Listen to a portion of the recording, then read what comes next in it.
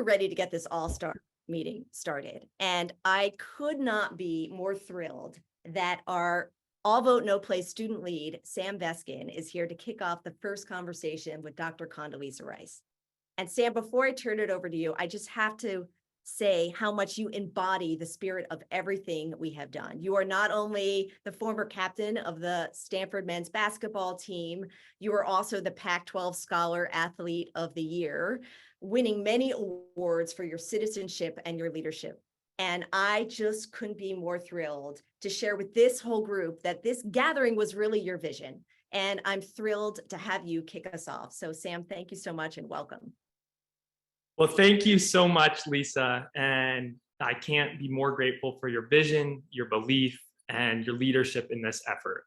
To kick things off, I'm pleased to introduce our first guest of the evening, former Secretary of State and current director of Stanford's Hoover Institution, Condoleezza Rice. From 2005 to 2009, Dr. Rice served as the 66th US Secretary of State, only the second woman and the first Black woman to hold the post. At the time of her appointment, she was the highest ranking woman official in the history of the United States. Yes, according to Forbes, that made her the most powerful woman in the world.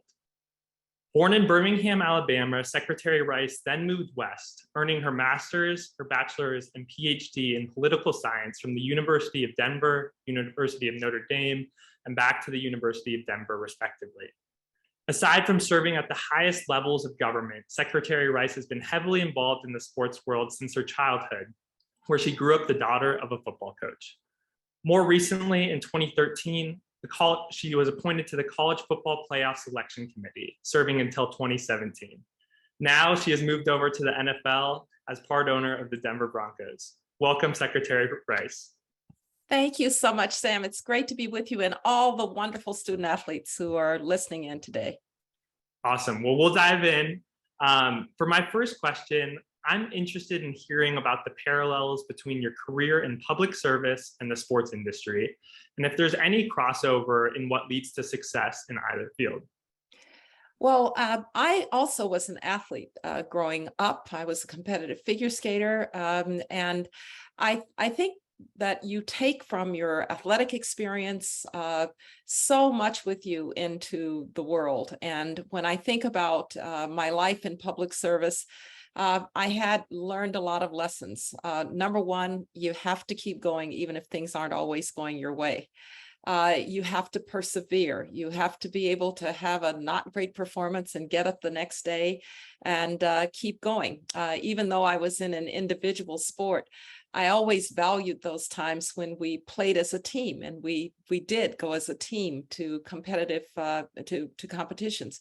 And in public service, you have to be a part of a great team. It's actually not the case that there's any, quote, leader who does it all.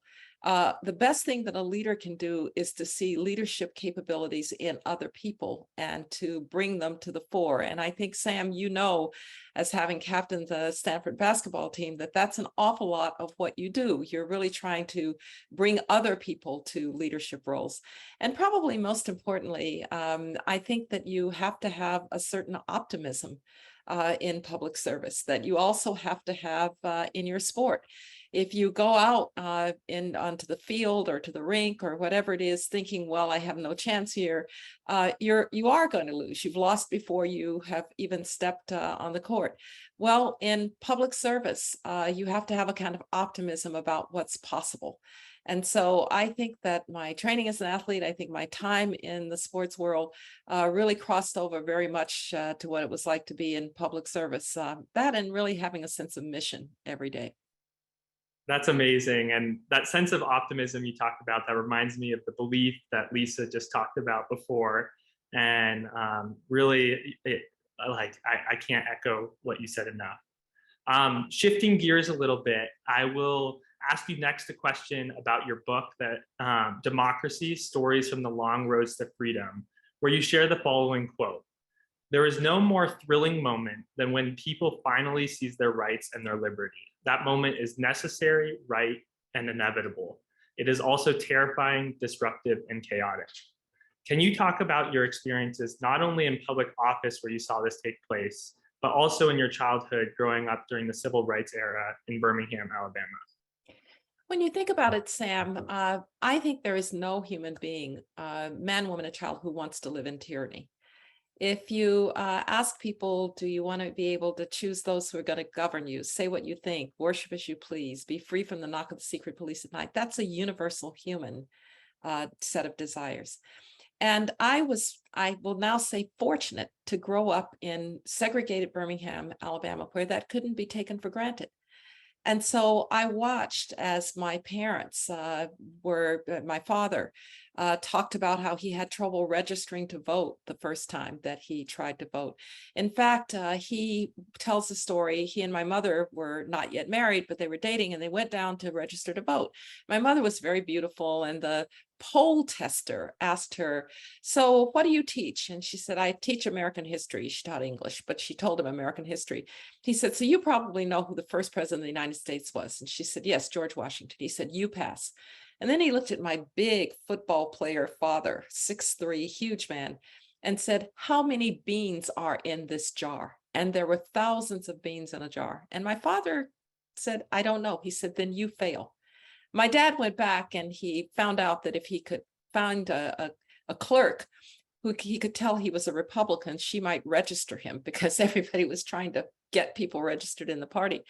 And so he got registered. But I never forgot that when I watched people searching to be able to vote around the world, something that we take too much for granted. Do you know how people in places like Iraq, or in places like even in Afghanistan, or around the world, South Africa, where people would line up for hours upon hours upon hours just to be able to cast that vote and to say, I made my voice heard? And so when I hear that there are Americans who say, well, my vote doesn't matter, or I'm not going to vote, or I'm too busy to vote, I say to myself, can you imagine what people will sacrifice to do the only thing you have to do is go and register and stand there and vote. And they will face down terrorists in order to be able to do what it's so easy for you to do. And so my experience at home in Alabama, but also my experience abroad as Secretary of State, has just, it's what Cory Booker, Stanford grad, said, democracy is not a spectator sport. And somehow people who are striving for it, who don't yet have those freedoms, understand it better than those of us who have those freedoms. That's amazing, and thank you for sharing those personal stories. I'm sure that's tough to share, but that does lead me into the next question, which is, we've seen that as any other country, America has its shortcomings, and democracy does not always function perfectly. But just like you just shared, I believe there's still a lot to be proud of as an American citizen, and we've made a ton of progress as a nation. How do you reconcile those two ideas? And for student athletes across the country, you just touched on this, but why is it important to care about democracy? Well, it's important to care about democracy because if you don't like what's going on and you don't participate in democracy, then don't criticize. If you haven't taken your chance to have your voice heard, then don't say, woe is me, things are not going the way that I want. Democracy requires active participation to try and bring about change. And I look back and I think of how much change there has been in our country. When I was a little girl in segregated Birmingham, my parents and I couldn't go to a movie theater. We couldn't go to a restaurant. I've already talked about how my father had trouble voting. I think about the fact that for so many, just the simple act of being able to go and vote was denied. And I'll tell you a little story about how much change there has been. It's a little vignette that sticks in my mind. So I was sworn in as Secretary of State in 2005. I was sworn in front of a portrait of Benjamin Franklin in the Franklin Room of the State Department.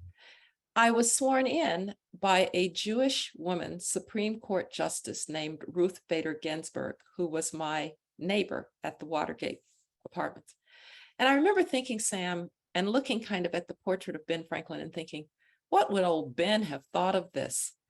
And I thought, of course he would never have imagined it. And frankly, I wouldn't have imagined it as a little girl growing up in segregated Birmingham. I'm sure Ruth wouldn't have imagined it when she was just trying to have her voice heard in law school. But we both kept pushing, and the society kept changing, and that moment could take place. And so when I hear people say nothing has changed, I think, are you kidding me? And so if you say nothing has changed or nothing can change, you really do devalue the experiences and the efforts of generations and generations of Americans who have fought for change, who have protested for change, who have voted for change, and who've made change happen. And there are so many ways that Americans can make change happen. I often say, and Sam, my students ask me all the time, well, how do I get involved? Go work in a campaign. Find somebody that you believe in and work in the campaign. Go and help at a Boys and Girls Club, because a lot of what we do has to do with civic society, helping each other, experience democracy. And in doing so, you will be following in the footsteps of all of those great patriots who made change over a very, very long period of time. That's just absolutely incredible. And what you talked about in terms of striving for progress and recognizing the progress we've made, and not aiming for perfection, that is the epitome of a student athlete mindset. I'm never going to be a perfect jump shooter. I'm never going to be Steph Curry, who I think we just saw come on the call. But I can continue to progress every day. And that's exactly what we've done as a nation. Yes. Just a couple more questions. Given the student athlete audience, I'm sure we have a lot of aspiring leaders tuned in this evening. You touched on this in the first question, but you have been a leader at the highest level. What lessons do you have about leadership you want these student athletes to know? Well, one that I think all of you, particularly those of you who've been parts of teams, to be a great leader, you have to have the trust of the people that you're leading.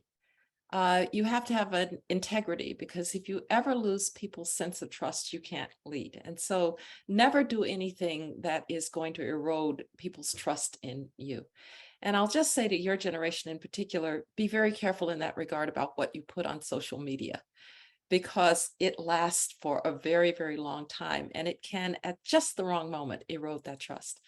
A second important lesson that I think you have from leadership is, as I said, you have to recognize that you're finding leadership characteristics in others. And your job as a leader is to facilitate others being able to do their job, not just to storm out there and say, follow me, but to help other people play their role. And finally, you have to have vision and optimism. We talked about optimism. Pessimists never changed anything. And nobody wants to follow a sourpuss. So have a sense of optimism, not rose-colored glasses, but a sense that we can get this done. And that you've also learned as an athlete. If you don't believe as an athlete, you're never going to get it done. So believe as a leader and transfer that sense of believing to the people that are working with you. And it's amazing the great things that you can achieve. And I just want to give one more example, Sam. Maybe the greatest leader that I ever met was Nelson Mandela. And I had the chance to meet him when I worked in the White House. And the reason he was the greatest leader was that he had this extraordinary ability to see the world as it should be, not as it was. So imagine somebody who's in jail for 27 years. And when he finally comes out, he doesn't say, now that Blacks are in power, we're going to oppress whites like they oppressed us. He says, no, we're going to build a multi-ethnic South Africa where all South Africans can live together. That's vision, that's leadership, that's courage. And I think it's what makes ultimately a great leader. That is truly phenomenal. Thank you so much for sharing those amazing anecdotes about Nelson Mandela and your experience from your childhood. And all the way to the White House. And just one last fun question to wrap things up. If there's one fun fact to know, not about Secretary Condoleezza Rice, but about the person Condoleezza Rice, what is it? Oh, the fun fact. Well, you all know that I'm a sports fanatic, so that's not actually a fact that's not known. I love to cook. There's a fun fact. Favorite meal to make? Well, I'm a Southern girl, so my favorite meal to make is fried chicken. That's Well, thank you so much, Secretary Rice. You have been absolutely phenomenal. This conversation is something I'll hold with me for a long time, and what a privilege it has truly been to learn from you. Well, thank you, Sam, and thank you to all of you, Lisa, and all of you for this extraordinary effort. It will make our democracy better, and that's because you'll all play an important role in it. Thank you. Well, thank you, and